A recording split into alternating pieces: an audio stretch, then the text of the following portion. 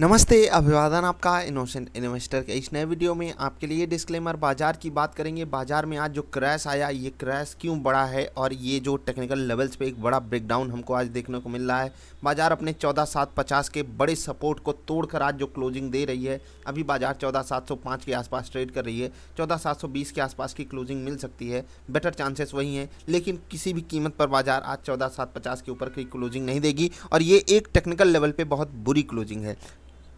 इस क्लोजिंग का सबसे बड़ा कारण तो ग्लोबल मार्केट्स हैं, लेकिन अपना हम लोगों का खुद का भी कारण है, उसको हम समझने की कोशिश करेंगे। अभी आप समझ पा रहे होंगे कि बाजार 14,706 रुपये 10 पैसे पे क्लोजिंग दी है। ये प्रोविजनल क्लोजिंग है, एग्जैक्ट क्लोजिंग थोड़ी सी ऊपर आएगी, लेकिन 14,750 के आसपास नहीं हो सकती। ये एक बुरी न्यूज़ है हम लोगों के लिए। अगर आप नंबर्स के टर्म्स में देखोगे तो बाजार में केवल और केवल 200 पॉइंट की गिरावट हुई है आज, लेकिन ये जो 200 पॉइंट की गिरावट हुई, ये हुई है पॉजिटिव मार्केट से नेगेटिव मार्केट और फिर नेगेटिव मार्केट से एक क्रैश टाइप की मार्केट। क्रैश मैं इसलिए बोलता हूँ इंट्राडे के लिए, क्योंकि 1% अगर बाजार गिर जाती है तो जो लोग 5 से 6% का लेवरेज लिए रहते हैं, उनको 5 से 6% का लॉस हो जाता है। बहुत से लोग ऑप्शन एंड फ्यूचर्स में भी ट्रेड करते हैं, तो आप समझ सकते हो, इसीलिए मैं यहाँ पर क्रैश शब्द का यूज करता हूँ। अब देखिए 14,700 एक साइकोलॉजिकल लेवल तो है, लेकिन उसके ऊपर की क्लोजिंग हमको जो चाहिए थी वो चाहिए थी 14,750 के ऊपर। टेक्निकली अगर आप देखोगे, बाजार ने इससे पहले वहाँ पर सपोर्ट लेकर एक बढ़िया उछाल भी मारा था। ऊपर के लेवल पे बढ़िया हमको बाइंग भी देखने को मिली थी जब यहाँ से बाजार रिकवरी कर रही थी तो। लेकिन ये जो बाइंग आती है, ये गैप अप तो करती है बाजार, लेकिन उसके बाद सर्वाइव नहीं कर पाती है। ये हम कई दिनों से देख रहे हैं। इसका मतलब क्या है कि बड़े प्लेयर्स को यहाँ पर कॉन्फिडेंस नहीं मिल पा रहा है खरीदारी का। ये कॉन्फिडेंस क्यों नहीं मिल पा रहा है? ग्लोबल मार्केट्स को तो हम हर बार कहते थे कि ये जिम्मेदार होते हैं, आज भी वही मेन कारण है। दूसरा कारण एफआईआई अपने प्यारे डीआईआई तो बिल्कुल सपोर्ट करने आ भी नहीं रहे हैं, और आज भी मुझे नहीं लगता है कि आज जो है अपने प्यारे डीआईआई आकर ख़रीदारी किए हों, वो भी नहीं खरीदारी किए। हम लोग जो लॉकडाउन में जा रहे हैं, ये देखिए पहला कारण तो ग्लोबल मार्केट, दूसरा कारण एफआईआई डीआईआई का बिल्कुल सपोर्ट ना मिल पाना, तीसरा कारण है जो लॉकडाउन लग रहा है बड़े बड़े स्टेट्स में, बड़ी बड़ी जगहों पे, और इंडिया में जो कोविड के केसेस हैं ये बढ़ रहे हैं, ये तो हमको डेंट दे ही रहे हैं। अब एक चीज़ मैं आपको बता देता हूँ, ग्लोबल मार्केट्स क्यों गिर रही हैं ये भी हमको पता होना चाहिए। इसका साफ साफ कारण है जो बॉन्ड डील्स हैं। मैं बॉन्ड डील्स पे अलग से वीडियो बनाया हूँ, उसको जरूर देखिएगा अगर आपको नहीं समझ है तो। बॉन्ड डील्स के कारण ग्लोबल मार्केट्स गिर रही हैं। अगर आप देखोगे, क्रूड के प्राइजेस भी इंडिया के लिए एक नेगेटिव रोल ही प्ले करते हैं, और आज आप देख पा रहे होगे कि क्रूड का दाम तो पिछले 15-20 दिनों में बहुत तगड़े से बढ़ा है, इवन पिछले 2-3 महीने में बहुत तगड़े से बढ़ा है। सरकार के ऊपर बड़ा प्रेशर है पेट्रोल के प्राइजेस को भी कंट्रोल करना, उस कारण महंगाई बढ़ रही है, महंगाई के कारण भी इंडिया में दिक्कतें होती हैं। तो आप समझ गए 3 बड़े कारण। पहला तो हम लोगों के यहाँ जो लॉकडाउन लग रहा है, दूसरा डीआईआई एफआईआई का जो सपोर्ट नहीं मिल पा रहा है, और तीसरा ग्लोबल मार्केट्स, और ग्लोबल मार्केट्स में गिरावट के अलग अलग कारण हैं। ठीक, वो मैंने आपको समझाया हुआ है। अभी आपको मैं बता देता हूँ, आज भला हो कुछ स्टॉक्स का, नहीं तो आज बाजार में एक बड़ा कोहराम भी हमको देखने को मिल सकता था। आईटीसी पॉजिटिव टेरिटरी में बढ़िया गैप अप करके सस्टेन भी किया सारा दिन, लेकिन अंत में ये भी अपनी होता है ना कि एक बार के लिए हार मान गया था, लेकिन अच्छी बात है बहुत ही अच्छे लेवल पे 211 के लेवल पे क्लोजिंग दिया है। आज बाजार को काफ़ी ज़्यादा सपोर्ट आईटीसी की तरफ से मिला, 1.5% के आसपास की यहाँ पर बाइंग रही, और ये बाजार को बहुत बड़ा सपोर्ट दे रही थी। अदरवाइज बाजार 1.5% से ज़्यादा की गिरावट हमको दिखाता, ठीक है, बाजार दिखाती। उसके बाद इन्फोसिस भी पॉजिटिव टेरिटरी में क्लोज हुआ है, कम से कम बाजार की गिरावट में योगदान नहीं दिया। बाजार को संभालने की पूरी दिन ये भी कोशिश कर रहा था, लेकिन कर नहीं पाया। टीसीएस भी कुछ खास गिरावट नहीं दिखाया, लेकिन फिर भी बाजार को अच्छे से संभालने में पूरा योगदान कर रहा था टीसीएस। आज अगर ये 3 स्टॉक्स जो है नेगेटिव होते या 2-2% डाउन होते, तो बाजार 1.5% या 2% के आसपास का बड़ा गैप डाउन दिखा मतलब बड़ी नेगेटिव क्लोजिंग हमको दे सकती थी। अब बात करेंगे कुछ और स्टॉक्स की जहां पर हमको बड़ी गिरावट देखने को मिली। आज तो हर जगह मतलब पोर्टफोलियो देखने का मन ही नहीं हो रहा था। पोर्टफोलियो का हर स्टॉक लग रहा था कि आज लाल लाल हो गया है, गाजर खा के बैठा हुआ है, मतलब बहुत बुरा फील हो रहा था। आज मतलब वो रेयर डेज में है कि लगभग सारे के सारे स्टॉक्स आपके नेगेटिव में रहें, इक्के दुक्के को छोड़कर। 50 में से 40 स्टॉक्स तो नेगेटिव ही थे।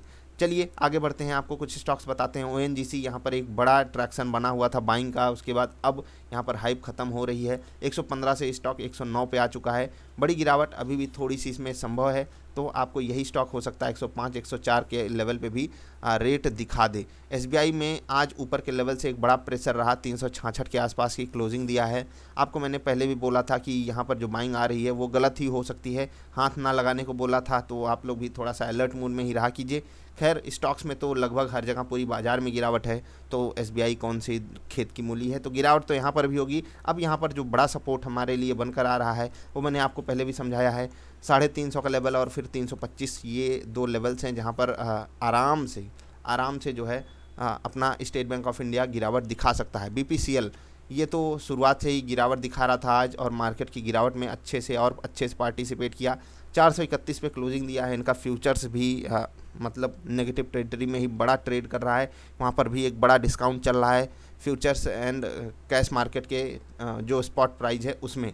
तो यहाँ पर भी जो शॉर्ट सेलर्स हैं उनकी चांदी है, बायर्स को यहाँ पर बहुत तकलीफ़ झेलनी पड़ी है, चाहे वो ऑप्शन में बाइंग करके बैठे हों चाहे वो फ्यूचर्स में, ठीक है। अब बड़ी गिरावट यहाँ पर भी रही। उसके बाद आरबीएल बैंक, यहाँ पर भी आप देख रहे होंगे लगातार बड़ी गिरावट है, जो बजट के समय की गिरावट थी उसके आसपास इसका प्राइस आ चुका है, तो ये बड़ी खतरनाक चीज़ है आरबीएल बैंक के लिए।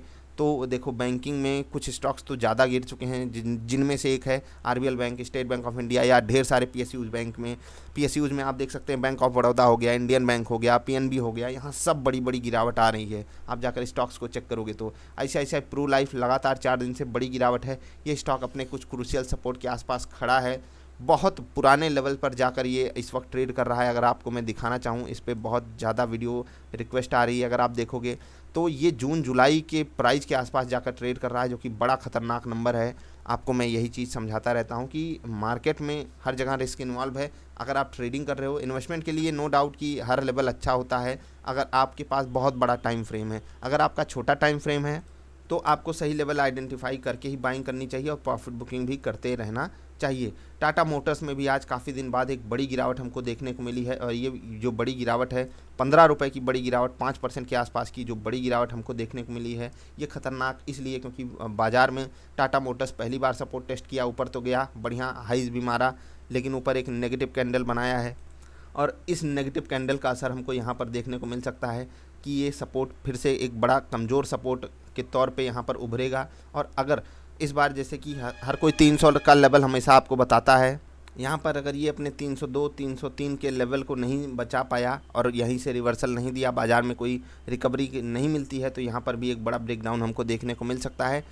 सपोर्ट एंड रेजिस्टेंस पे काफ़ी ज़्यादा महारत हासिल करने की ज़रूरत है हम सबको, जिससे कि हम बेटर डिसीजन ले पाएँ बाइंग के लिए, ठीक है। तो टाटा मोटर्स में भी एक बड़ी गिरावट रही। आईआरसीटीसी यहाँ तो लगातार 6 दिन से कोहराम टाइप की चीज़ मची हुई है, यहाँ पर एक बड़ा मोमेंटम आया था, उसके बाद ऊपर के लेवल्स पे मीडिया कवरेज के बाद बड़े लोग फंसे हैं। बड़े लोग का मतलब क्वांटिटी में रिटेल इन्वेस्टर ही ज़्यादा फंसता है, तो आपको पता है।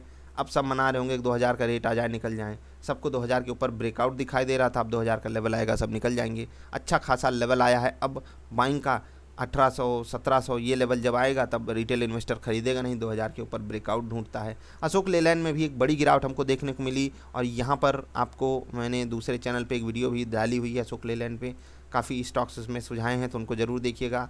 ये जो स्टॉक्स हैं ये एफ&ओ के स्टॉक्स में हमेशा डिस्कस करने की कोशिश करता हूँ। सन टीवी एक बड़ी गिरावट यहाँ पर भी आ चुकी है, ये स्टॉक बढ़िया है, आप इसमें भी इन्वेस्टमेंट की अपॉर्चुनिटीज़ ढूंढ सकते हो। थोड़ा सा लोअर लेवल्स पे 420 425 के आसपास ही बड़ा सपोर्ट अवेलेबल है, वहाँ तक अगर आप एवरेज करना चाहो तो इसमें अपॉर्चुनिटी ढूंढ सकते हो। बाकी यहाँ पर भी आज बड़ी गिरावट रही, एक बड़ा नेगेटिव यहाँ पर मोमेंटम आपको देखने को मिला, लगभग 4.25% के आसपास का।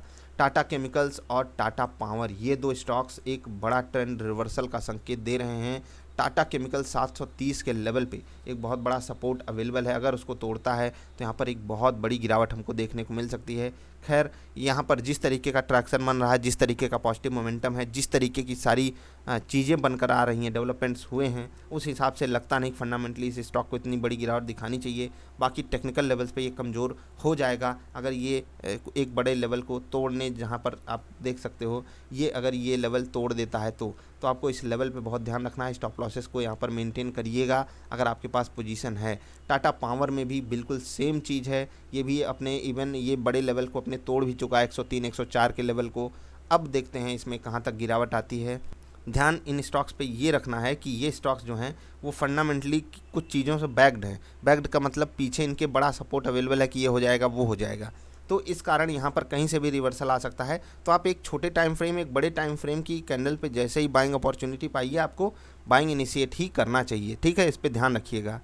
और बहुत ज़्यादा स्टॉक्स आज हैं नेगेटिव साइड डिस्कशन के लिए। मैं एक और स्टॉक का डिस्कशन करूंगा, भेल, ये भी बड़े इंपॉर्टेंट लेवल को तोड़ सकता है।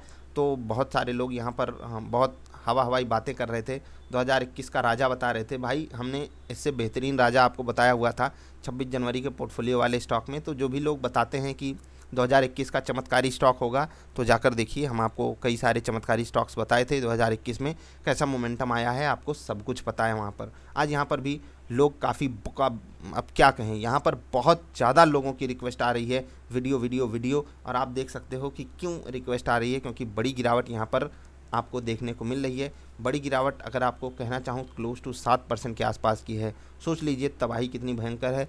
ये बड़े लेवल को भी अपने तोड़ रहा है, यहाँ पर भी एक बड़ी गिरावट हमको देखने को मिल सकती है। बशर्ते कि बड़ी गिरावट कब देखने को मिलेगी, अब ऐसा तो है नहीं कि कल बाजार रिकवरी दिखाएगी और हम बड़ी गिरावट दिखाएंगे, ऐसा कुछ नहीं होने वाला है।